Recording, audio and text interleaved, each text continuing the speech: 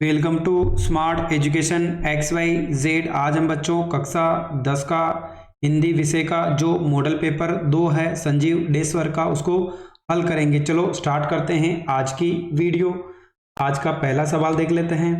पहले सवाल के अंदर हमें 15 अभ्यास पूछे गए हैं। प्रत्येक प्रश्न हमारा 1 नंबर का होने वाला है। टोटल हमें 15 नंबर के 15 प्रश्न पूछे गए हैं। पहला क्वेश्चन है, किस विकल्प में सर्वनाम से बनी भाववाचक संज्ञा है? तो इसका आंसर हो जाएगा हमारा ऑप्शन नंबर द, यानी ममता, जिसके अंदर क्या है, सर्वनाम से बनी भाववाचक संज्ञा है। क्वेश्चन नंबर 2 है, निम्नलिखित में से कौन सा शब्द व्यंजन संधि का है? यानी हमें बताना है इनमें से कौन सा शब्द है जिसके अंदर व्यंजन संधि का प्रयोग किया गया है। तो इसके अंदर जो ऑप्शन नंबर बी है उल्लेख, इसके अंदर कौन सी संधि है? व्यंजन संधि है।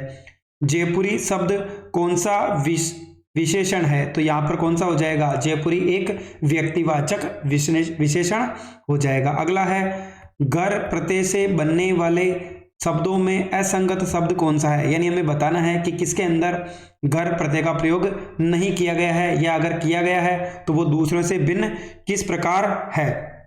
तो देखो यहाँ पर जादूगर, कारीगर, बाजीगर, तो यहाँ पर जो नागर है, जो ऑप्शन नंबर बी है, ये क्या हो जाएगा? एक इसके अंदर प्रत्यय तो घर है लेकिन इसका जो अर्थ है बाकी 3 से थोड़ा सा अलग हटके है। यानी घर प्रत्यय का मतलब हो गया जो किसी शब्द के पीछे जुड़ करके उसके अर्थ को परिवर्तित कर देते हैं। हालदार के मानस पटल पर कैप्टन की छवि कैसी थी? तो इसके अंदर जो हमारा आंसर होगा वो होगा फौज के कैप्टन की। चलो अगला क्वेश्चन नंबर 6 है, संस्कृति का संबंध मानव के किस जीवन से होता है? तो यहाँ पर आंसर होगा हमारा आंतरिक जीवन से। क्वेश्चन नंबर 7 है, खीरा लजीज होता है लेकिन मैदे पर बोझ डाल देता है। नवाब की बात सुनकर लेखक को क्या लिखने का विचार आया? तो यहाँ पर जो हमारा आंसर होगा, नई कहानी लिखने का विचार आया। चलो अगला सवाल देख लेते हैं। क्वेश्चन नंबर 8, इसके अंदर बोला है, शास्त्रों में काशी को किस नाम से पुकारा जाता है? यानी जो हमारे शास्त्र है उसके अंदर जो काशी एक स्थान है पवित्र, उसको किस नाम से पुकारा जाता है? तो हमारा इसका आंसर होगा आनंद कानन के नाम से पुकारा जाता है। प्रीति नदी में पाउन बोरियो पंक्ति किसके लिए प्रयुक्त हुई है? यानी हमें बताना है कि प्रीति नदी में पाउन बोरियो ये पंक्ति किसके लिए प्रयुक्त हुई है? तो यहाँ पर हमारा होगा उद्धव के लिए प्रयुक्त हुई है। मुख्य गायक भटकता हुआ कहाँ चला जाता है? तो इसका आंसर जो हमारा होगा ऑप्शन नंबर सी, यानी अनहद में चला जाता है। अट नहीं रही है कविता किस महीने की मादकता को प्रकट कर रही है? तो हमारा आंसर होगा इसमें फागुन की अटक रही है। अगला है, इहाम कुंबड़ बतियां कोऊ नाही जे तर्जनी देही मरी जाही। पंक्ति में कुंबड़ बतियां किस से तात्पर्य है? यानी इसका हमें अर्थ बताना है कि कुंबड़ बतियां है, इसका इससे क्या तात्पर्य है? तो हमारा आंसर होगा ऑप्शन नंबर बी, यानी जो निर्बल व्यक्ति होता है उसके बारे में कहा गया है। शिव पूजन सहाय को उनके पिताजी क्या कहकर पुकारते थे? तो ये उनको क्या कहते थे? भोलानाथ कहकर पुकारते थे। लेखिका ने गैंगटोक में किसका शहर कहा था? यानी गैंगटोक है उसको किसका शहर कहा था? तो उन्होंने कहा था मेहनत कश बादशाहों का शहर कहा था। मैं क्यों लिखता हूँ पाठ के लेखक कौन है? तो इसके क्या हो जाएंगे? आगे क्या हो जाएंगे? इसके लेखक हो जाएंगे। चलो अगला सवाल देख लेते हैं। क्वेश्चन नंबर 2, जिसके अंदर हमें 4 खालिस्तान दिए हैं, उनको भरना है। प्रत्येक प्रश्न ये भी 1 नंबर का होने वाला है। टोटल 4 प्रश्न है। वो सर्वनाम निकटस्थ अथवा दूरस्थ व्यक्ति या पदार्थ की ओर संकेत करते हैं, उन्हें निश्चयवाचक सर्वनाम कहते हैं। तो जो पहले का आंसर होगा वो हमारा होगा निश्चित। क्या हो जाएगा इसका आंसर? निश्चित हो जाएगा। दूसरा है, उपसर्ग शब्द के जोड़कर शब्द का अर्थ बदल देते हैं, यानी उसके आरंभ में। हमें पता है जो हमारा उपसर्ग होता है वो तो किसी शब्द के पहले जुड़ता है, अगर हम प्रत्यय की बात करें तो वो किसी शब्द के बाद में जुड़ता है। जिस शब्द में लिंग, वचन, कारक आदि के कारण रूप परिवर्तित नहीं होता है वो क्या कहलाते हैं? तो वो हमारे क्या कहलाते हैं? अवयव कहलाते हैं। अगला है, जिसका काल दूसरी क्रिया से प्रकट हो उसे हम क्या कहते हैं? तो वो हो जाएगा हमारा पूर्वकालिक क्रिया। क्या हो जाएगा इसका आंसर? पूर्व कालिक क्रिया।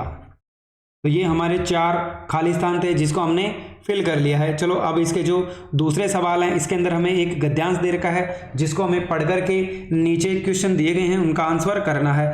पहला है निम्नलिखित अपठित गद्यांश को पढ़कर नीचे दिए गए प्रश्नों के उत्तर दीजिए। अनुशासन ही वह कुंजी है जिससे हम जीवन का विकास कर पाते हैं तथा सफलता के अनेक चरण छूते हैं। यदि हम देखें तो समूची प्रकृति भी एक अनुशासन में बनी हुई है। सूर्य का नित्य प्रति एक ही दिशा में उगना, उसी तरह अस्त होना अनुशासन को के ही प्रमाण है। यानी यहाँ पर हमारा जो एक गद्यांश दे रखा है ये किसके आधारित है? अनुशासन के ऊपर। चंद्रमा, तारे, बादल सबका अपना अनुशासन है। जबकि किसी का अनुशासन भंग होता है तब कुछ अप्रत्याशित तथा विध्वंसकारी घटनाएं घटित होती है। समुद्र में ज्वार भाटा आने पर भी समुद्र मर्यादित रहता है। एक निश्चित गति से पृथ्वी का सूर्य के चारों ओर चक्कर लगाना, अनेक उपग्रहों का अपनी गति से गतिमान रहना अपन उनके अनुशासन का ही क्या है? परिचायक है। ठीक इसी प्रकार विद्यार्थी के जीवन में भी अनुशासन का अत्यधिक महत्व है। विद्यार्थी जीवन व्यक्ति के सघन साधना काल है जिससे वह स्वयं का शारीरिक, मानसिक व रचनात्मक निर्माण करता है। उसके बाद हमें दे रखा है अनुशासन 2 प्रकार का होता है। पहला अनुशासन तो हो गया आत्मा अनुशासन, दूसरा हो गया बाह्य अनुशासन। आत्मा यानी अंदर का अनुशासन, ये हमारे शरीर का बाहर का अनुशासन। आत्मा अनुशासन की प्रेरणा विद्यार्थी के जीवन निर्माण की पहली सीढ़ी है। दूसरी ओर बाह्य अनुशासन स्वयं के अलावा किसी दूसरे व्यक्ति के दबाव होने पर उसके अधिकारों के कारण माना जाने वाला अनुशासन। क्योंकि विद्यालय में शिक्षा ग्रहण करने की अवस्था में बालक का निर्माण सीखने की प्रक्रिया में होता है, इसलिए इस अवस्था में वह जो सीखता है वह उसके जीवन में स्थायी मूल्य बन जाते हैं। यानी यहाँ पर जो हमें एक गद्यांश दिया है इसमें हमें अनुशासन की बात की गई है। यहाँ पे जो अनुशासन है हमें 2 प्रकार का दिया गया है। आत्म अनुशासन यानी शरीर के अंदर है वो अनुशासन, और जो शरीर के बाहर यानी जो सबसे पहले जो हमें अनुशासन का पाठ पढ़ाया जाता है वो आत्म अनुशासन होगा। उसके बाद जब हम बड़े हो जाते हैं तो हम बाहर की चीज़ों को देख के अनुशासन सीखते हैं। चलो पहला सवाल है उपयुक्त गद्यांश का उचित शिक्षक क्या है? तो अनुशासन का महत्व, यानी ये गद्यांश किसके ऊपर है? अनुशासन। तो इसका शीर्षक क्या होगा? अनुशासन का महत्व। अनुशासन कितने प्रकार का होता है? तो यहाँ पर हमें दे रखा है 2 प्रकार का। पहला है आत्म अनुशासन और बाह्य अनुशासन। तो अनुशासन 2 प्रकार का होता है, आत्म अनुशासन और बाह्य अनुशासन। व्यक्ति के जीवन का सघन साधना काल किसे बताया गया है? विद्यार्थी जीवन ही व्यक्ति के जीवन का सधन काल कहलाता है।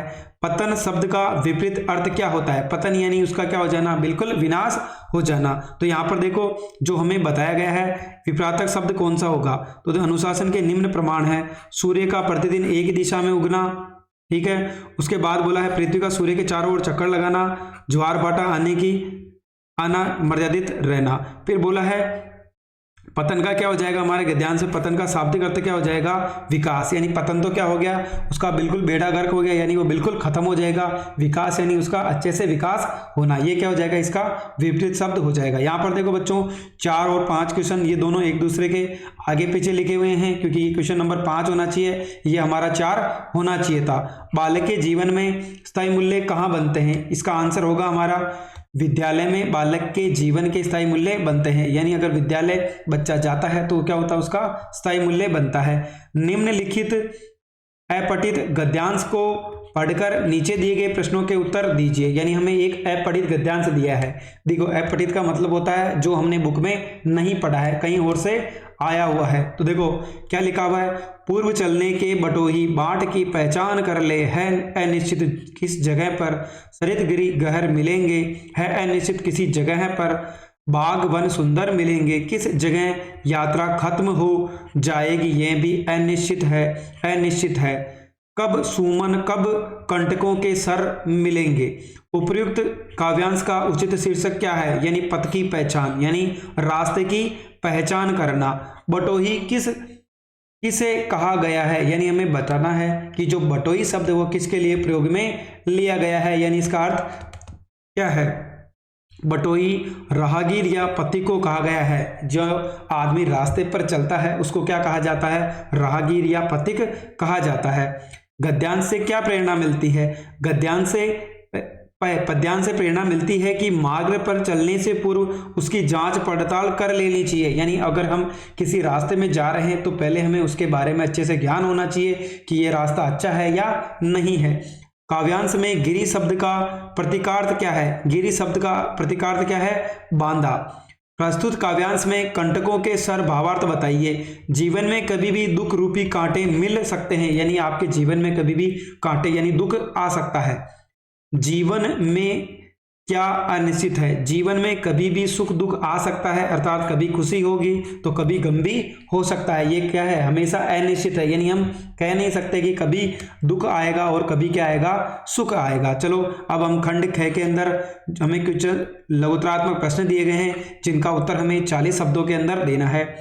विज्ञानुसी विचारधारा जहां मानव मन को हतोत्साहित करती है, वहीं प्रगतिशील विचारधारा मानव मन को गर्वित करती है।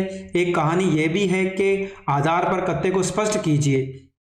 तो इसका आंसर होगा लेखिका की भाषणबाजी को सुनकर लेखिका के पिता के दकियानुसी मित्र ने जहां उन्हें हतोत्साहित कर लेखिका को घर से बाहर निकालना बंद करवा दिया था, वहीं वे डॉक्टर अंबालाल द्वारा लेखिका की प्रशंसा सुनकर गर्वित हो उठे थे और स्वतंत्रता संग्राम में सहभागिता निभाई। अगला है बाल गोविंद भगत किस प्रकार के व्यक्तियों को अधिक स्नेह पात्र मानते थे और क्यों मानते थे? तो इसका आंसर होगा बाल गोविंद भक्त कमजोर, असहाय, बीमार, गरीब आदि प्रकार के व्यक्तियों को अधिक स्नेह का पात्र मानते थे। यानी वो जो कमजोर थे, असहाय थे, बीमार थे, गरीब थे, इन व्यक्तियों को क्या मानते थे? उनको अधिक स्नेह किया जाना चाहिए। उनकी समझ में ऐसे आदमियों को ज्यादा प्यार व देखभाल की आवश्यकता होती है।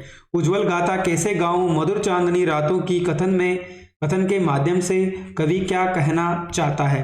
कवि इस कथन के माध्यम से यह कहना चाहता है कि निजी प्रेम के मधुर क्षण सबके सामने कहने के लिए नहीं होते हैं, क्योंकि दाम्पत्य प्रेम की कहानी व्यक्ति की निजी संपत्ति होती है। इसलिए आत्मकथा में उन क्षणों के बारे में कुछ लिखना अनावश्यक है। वैसे भी उनका दाम्पत्य जीवन पूरी तरह सफल नहीं हो पाया। चलो अगला क्वेश्चन नंबर 8 देख लेते हैं। अगला क्वेश्चन है हमारा 8 नंबर का। दंतुरित मुस्कान पाषाण हृदय को पिघलाकर जल बना देती है। कथन की सत्यता अथवा असत्यता को तर्क सहित समझाइए। यह सत्य है कि दंतुरित मुस्कान अपनी निश्चलता और मोहकता के कारण सबके मन को हर लेती है, यहाँ तक कि पाषाण हृदय व्यक्ति के उसके प्रभाव में आकर पिघल जाता है और उसे आकर्षित कर अपने प्रति सहृदय बना देती। अगला है हमारा क्वेश्चन नंबर 9। माता का आंचल पहाड़ से बाल स्वभाव की किस विशेषता का पता चलता है? तो बालक किसी भी सुख दुख को अपने मन में नहीं रखते हैं। वे अपनी प्रसन्नता को हंसी के माध्यम से और दुख को रो चिल्लाकर प्रकट कर देते हैं। बालक के खेल सरल होते हैं। बालक को अपनी मित्र मंडली के साथ साथ बाल सुलभ शरारतें करना पसंद होता है। यानी यहाँ पर बताया गया है कि माता का आंचल जो पाठ है उसके अंदर जो छोटे बच्चे होते हैं वो क्या करते हैं, जब प्रश्न होते हैं तो हंसी के माध्यम से बता देते हैं। जब उनको दुख होता है तो वो रो रो कर चिल्ला चिल्लाकर अपना जो भी दुख है उसको प्रकट करते हैं। नार्गे ने धर्मचक्र की क्या विशेषता बताई है? साना साना हाथ जोड़ी अध्याय के आधार पर लिखिए। लेखिका पूर्वोत्तर भारत के सिक्किम राज्य की राजधानी गंगटोक गई थी। वहां पर एक कुटिया में घूमता चक्र देखा। पूछने पर नार्गे ने बताया कि यह धर्म चक्र है, प्रेयर व्हील, इसको घुमाने से सारे पाप धुल जाते हैं। अगला है राजनीति पढ़ आना मुहावरे का अर्थ बताना है। तो राजनीति पढ़ आना यानी छल कपट सीख जाना है। राजनीति का मतलब भी क्या होता है? छल कपट करना।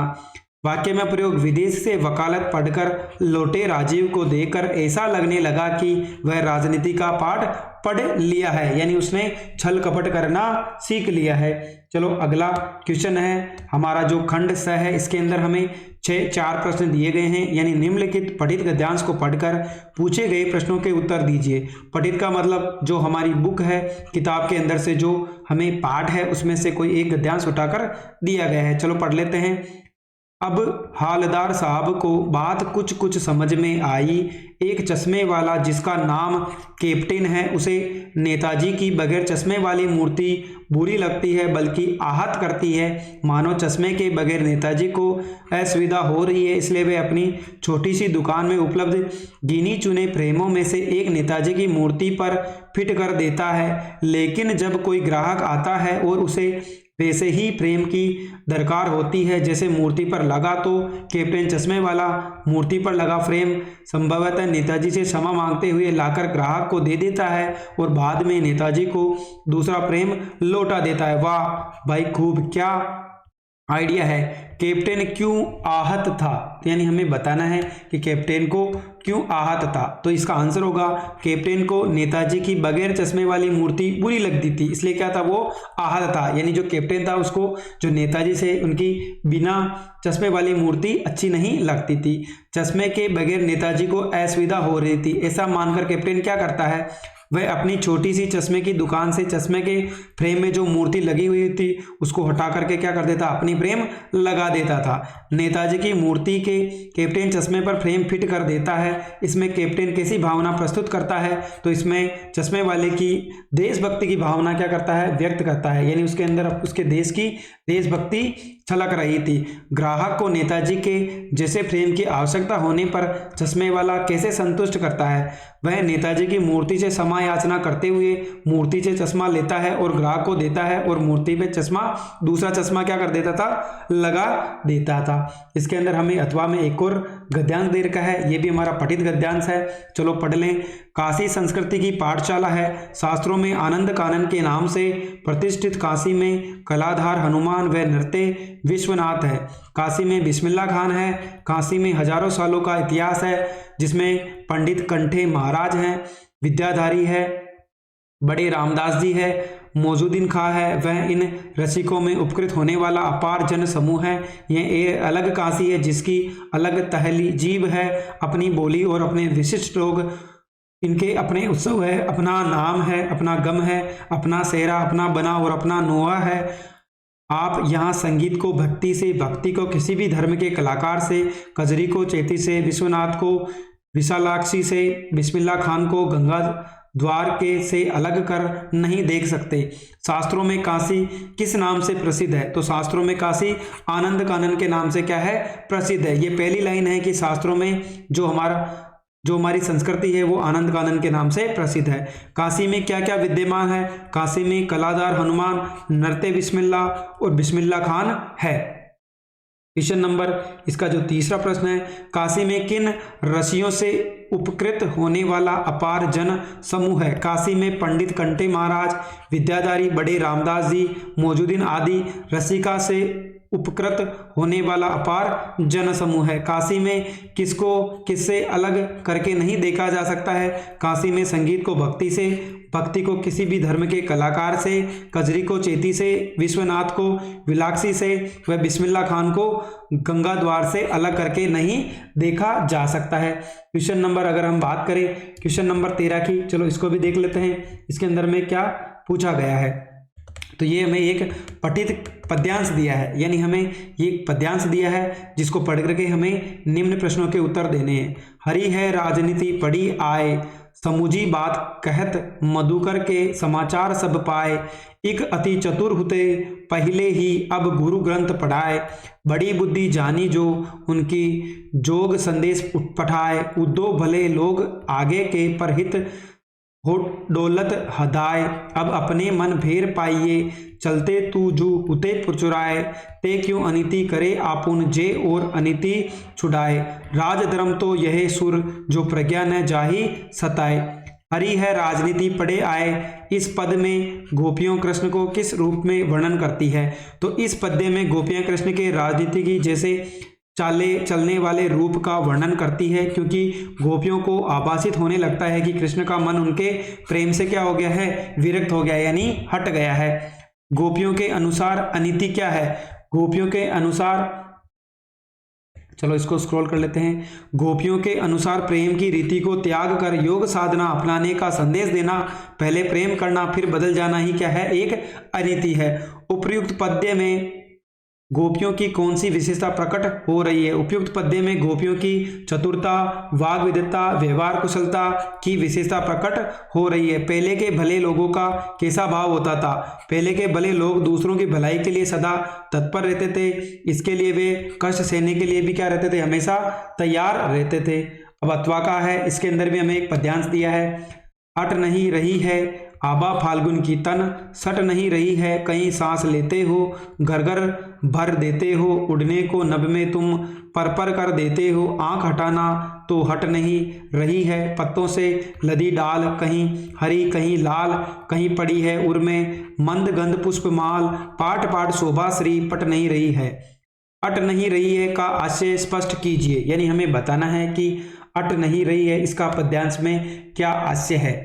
तो अट नहीं रही है का आशय है कि फाल्गुन मास का प्राकृतिक सौंदर्य इतना अधिक है कि उसका शोभा समस्त सृष्टि और तन मन को समा नहीं पा रही है।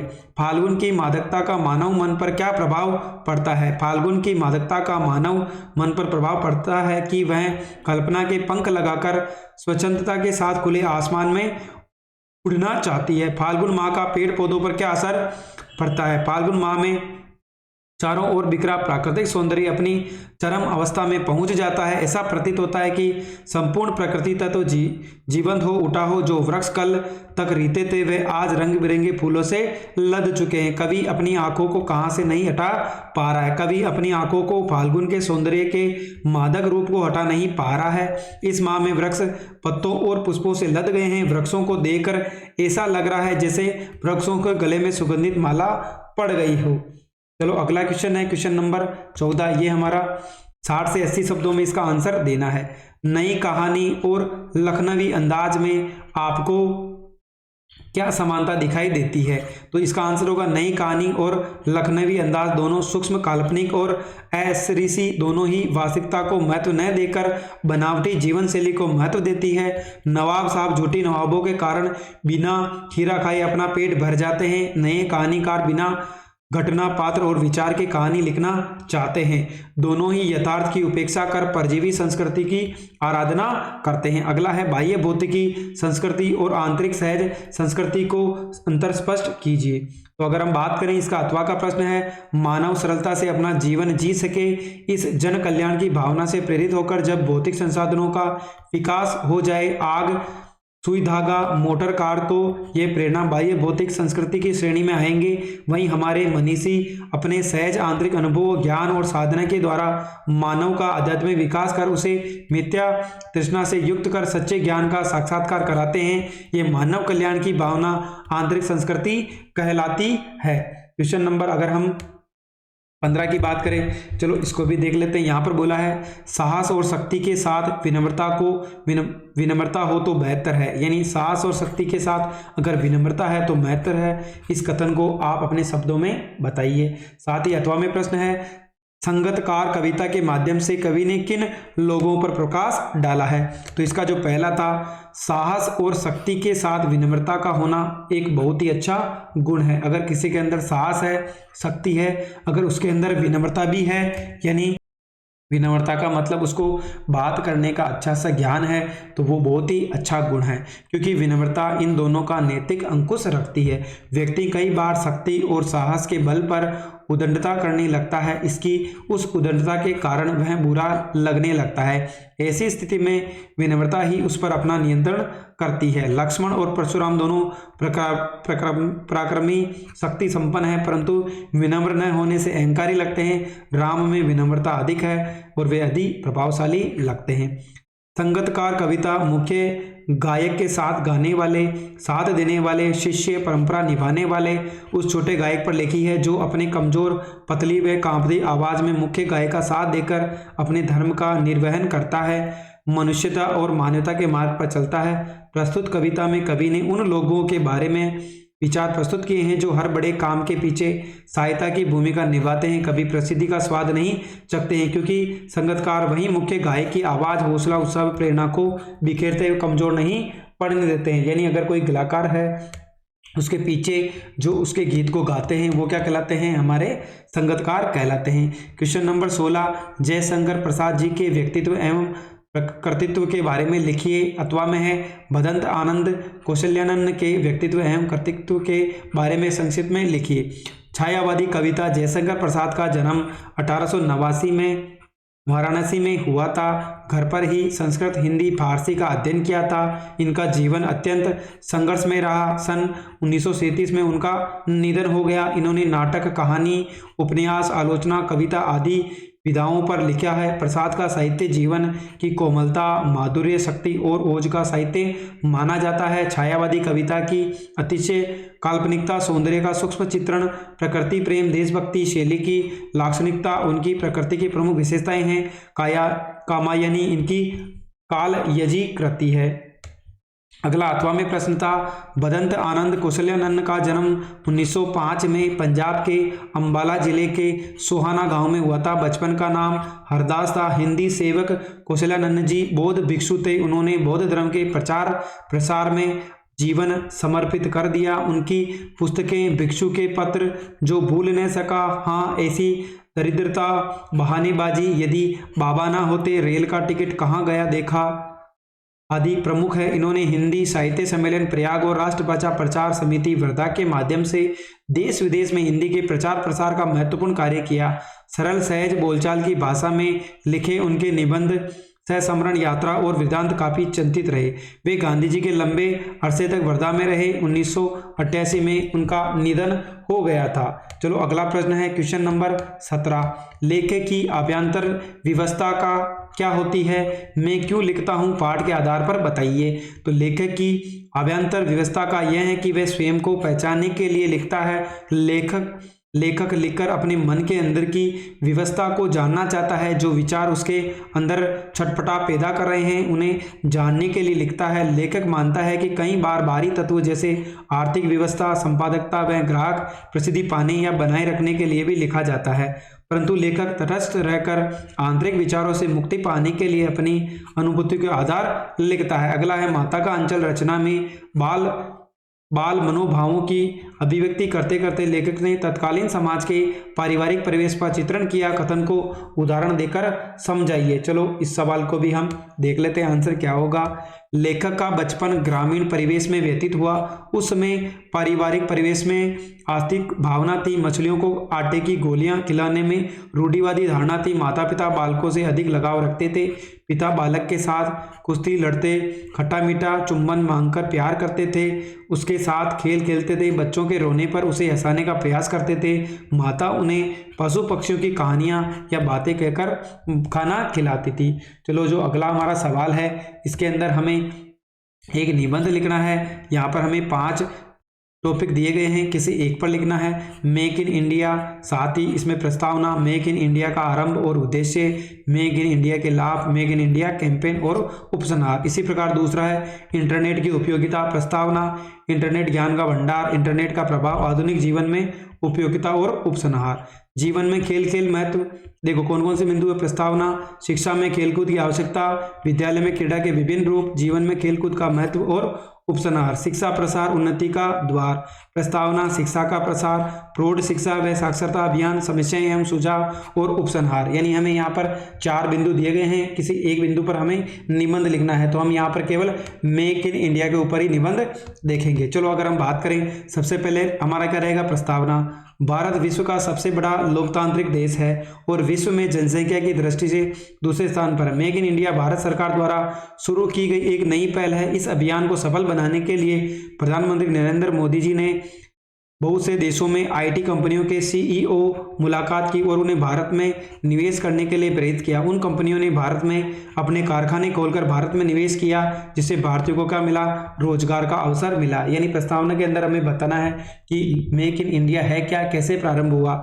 दूसरा है इसका आरंभ और उद्देश्य क्या है। मेक इन इंडिया का शुभारंभ माननीय प्रधानमंत्री नरेंद्र मोदी जी ने 25 सितंबर 2014 को नई दिल्ली के विज्ञान भवन में किया था। इस योजना का उद्देश्य यही है कि लोगों द्वारा रोजमर्रा के जीवन में उपयोग किए जाने वाले सामान का निर्माण इंडिया में ही हो। जीवन को सबको समझाने के लिए औद्योगिक नीति विकास विभाग द्वारा 29 दिसंबर 2014 को वर्कशॉप आयोजित की गई थी। मेक इन इंडिया के लाभ क्या है। मेक इन इंडिया अभियान की मदद से बहुत से बेरोजगार युवाओं को रोजगार मिल रहा है। इसी वजह से देश में विकास हो रहा है। इस अभियान की सहायता से अपना देश भारत जल्दी अन्य विकसित देशों की सूची में होगा। इस अभियान से भारत में जोर शोर से कई निवेशकों ने विनिमय, वस्त्र, ऑटोमोबाइल उत्पादन, खुदरा अथवा रसायन, आईटी, बंदरगाह, पर्यटन, रेलवे के क्षेत्र में निवेश किया है, जो भारत के लिए बहुत ही अच्छी बात है। इससे देश की अर्थव्यवस्था में सुधार और विकास होगा। अगला है make in India campaign. Make in India campaign को जन जन तक पहुंचाने के लिए 13 फरवरी 2016 को मुंबई में make in India week event बनाया गया। यहाँ 2500 अंतर्राष्ट्रीय व 8000 राष्ट्रीय कंपनियों ने हिस्सा लिया था। मेक इन इंडिया की तर्ज पर महाराष्ट्र सरकार ने मेक इन महाराष्ट्र कैंपेन शुरू किया। इसका उद्देश्य मेक इन इंडिया को और आगे बढ़ाना है, जिससे अर्थव्यवस्था में क्या हो, सुधार हो, उपसंहार। यह योजना भारत को एक विकसित देश बनाने में बहुत ही बेहतरीन पहल साबित होगी। भारत सरकार मेक इन इंडिया को सही मार्ग देने की अपनी पूरी कोशिश कर रहे हैं, जिससे हमें भी अपना योगदान देना चाहिए।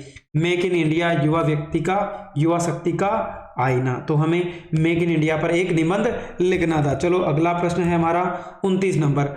अपने को राजकीय बालिका सीनियर सेकेंडरी विद्यालय मंदसौर की छात्रा रमण बाला मानकर अपने विद्यालय की प्रधानाचार्य को छात्रावास की कमियों का वर्णन करते हुए उन्हें दूर करने के लिए एक प्रार्थना पत्र लिखिए। यानी आप स्वयं को राजकीय बालिका सीनियर सेकेंडरी विद्यालय मंदसौर की छात्रा रमण बाला मानकर अपनी जो प्रधानाचार्य है उसको, जो आपके छात्रावास है उनमें क्या क्या कमियां हैं उसके बारे में अवगत कराना है। दूसरा है स्वयं को बापूनगर जयपुर निवासी हिमांशु मानकर शैक्षिक भ्रमण पर वर्णन करते हुए अपने मित्र प्रियांशु को एक पत्र लिखिए। यानी स्वयं को बापूनगर जयपुर का निवासी हिमांशु मानना और अपना जो दोस्त है प्रियांशु, इसको एक पत्र लिखना है जिसके अंदर आपने जो शैक्षिक भ्रमण किया था उसका वर्णन करना है। सबसे पहले हम एप्लीकेशन देख लें। सबसे पहले हमें लिखना है सेवा में प्रधानाचार्य महोदय राजकीय बालिका सीनियर सेकेंडरी विद्यालय मंदसौर, यानी जो हमने स्कूल का नाम दिया वो लिख दिया। विषय क्या था, छात्रावास की कमियों के प्रसंग में महोदया सभी ने निवेदन है कि वर्तमान में हमारे छात्रावास में सफाई व्यवस्था समुचित नहीं है। जो सफाई कर्मचारी नियुक्त है वह कभी भी आता ही नहीं और कभी आता है तो बिना सफाई किए चला जाता है। शौचालय बहुत ही गंदे पड़े हैं, उनमें भयंकर बदबू आ रही है। शौचालय में पानी की उचित व्यवस्था नहीं है। छात्रावास के प्रांगण में लाइट की व्यवस्था नहीं है। इस कारण रात्रि में चारों ओर अंधकार व्याप्त है। इससे रात्रि में असामाजिक तत्वों के अंदर घुस जाने का भी भय रहता है। आपसे निवेदन है कि छात्रावास की उक्त कमियों को यथाशीघ्र दूर कर अनुग्रहित करें। एक बार स्वयं आकर छात्रावास का निरीक्षण करने की कृपा करें। साथ ही हमें नाम क्या बताया था, प्रार्थनी का नाम था रमण बाला। साथ ही हम यहाँ पर उसकी जो दिनांक है वो मेंशन कर देंगे। अगला है अथवा में स्वास्तिक भवन बापूनगर जयपुर, यहाँ पर हम दिनांक लिख देंगे। प्रिय मित्र, मित्र का क्या नाम था, प्रियांशु। सप्रेम नमस्ते, आशा है कि आप सपरिवार आनंद होंगे। मैं यहाँ पर प्रसन्न एवं कुशल हूँ। पिछले सप्ताह हमारे विद्यालय के छात्रों का एक दल व्यायाम शिक्षक जी के साथ शैक्षिक भ्रमण पर आगरा गया था। हमने वहाँ पर ताजमहल, पुराना किला, दयाल बाग आदि प्रमुख स्थान देखे। विशेषकर वहाँ पर मुगल स्थापत्य कला को देखने का अवसर मिला। वहाँ विश्वविद्यालय, हिंदी संस्थान, वायुसेना का विशाल परिसर भी देखने को मिला। इस तरह हमें वहाँ पर सभी धरोहर का मिला जुला ज्ञान प्राप्त हुआ। साथ ही भ्रमण करने में सावधानी बरतने का भी अनुभव हमें मिला। मित्र छात्रों के शैक्षिक भ्रमण पर विशेष महत्व रखता है। आपको भी ऐसे स्थानों पर भ्रमण करना चाहिए। साथ ही तुम्हारा मित्र क्या हो जाएगा, हिमांशु। अगला है वसंत ऋतु में विद्यालय के उद्यान में पुष्प प्रदर्शनी देखने के लिए हेतु एक विज्ञापन हमें लिखना है। साथ ही दे रखा है आपके विद्यालय में SUPW शिविर में निर्मित अनुपयोगी सामग्री में उपयोगी सामग्री बिक्री हेतु एक विज्ञापन लिखिए। पहला हो जाएगा आमंत्रण, राजकीय, आपके स्कूल का जो नाम है वो लिख दोगे। आमंत्रण, प्राकृतिक आकर्षक, पुष्प प्रदर्शनी, रंग बिरंगा सौंदर्य। समस्त अभिभावक एवं क्षेत्रवासी वसंत पंचमी के अवसर पर छात्रों द्वारा विद्यालय उद्यान में विविध पुष्पों की प्रदर्शनी का संयोजन किया गया है। अधिक से अधिक संख्या में पधार कर छात्राओं का उत्साहवर्धन करें, प्रकृति सौंदर्य का भी आनंद लें। पधारो मारे प्रधानाचार्य पाठशाला। चलो जो दूसरा हमारा अथवा में प्रश्न था उसको भी देख लेते हैं। सुनहरा मौका, सुनहरा मौका, सुनहरा मौका। राजकीय उच्च माध्यमिक विद्यालय SUPW शिविर में अनुपयोगी सामग्री से निर्मित उपयोगी सामग्री के बिक्री हेतु प्रदर्शनी में आइए। मन भावन सामग्री को उचित मूल्य पर खरीद कर ले जाइए। अपने घर की शोभा बढ़ाइए। पधार कर छात्रों का उत्साहवर्धन कीजिए। हमने लिख दिया आकर्षक, इधर क्या लिख दिया हमने, सामग्री। नीचे हम किस डेट को कर रहे हैं उसका यहाँ पर दिनांक मेंशन कर देंगे, साथ ही समय क्या रहेगा, प्रातः 11 बजे से साय 5 बजे तक, बिक्री केंद्र विद्यालय परिसर शास्त्री नगर, कम मूल्य। इस प्रकार आपको क्या करना है, एक विज्ञापन लिखना है। तो ये हमारा कक्षा 10 का हिंदी सब्जेक्ट का ये हमारा मॉडल पेपर 2 था। अगर आपको हमारी मेहनत पसंद आई हो तो चैनल को लाइक करें, सब्सक्राइब करें और अपने दोस्तों के साथ भी शेयर करें। अगर आपको इस वीडियो की PDF चाहिए तो आप हमारा व्हाट्सएप और टेलीग्राम चैनल ज्वाइन कर सकते हैं। Thank you so much.